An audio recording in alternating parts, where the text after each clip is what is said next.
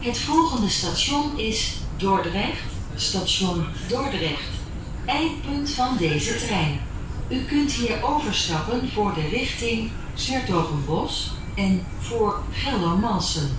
De sprinter naar 's-Hertogenbosch vertrekt van spoor 5. De stoptrein naar Geldermalsen vertrekt van spoor 1.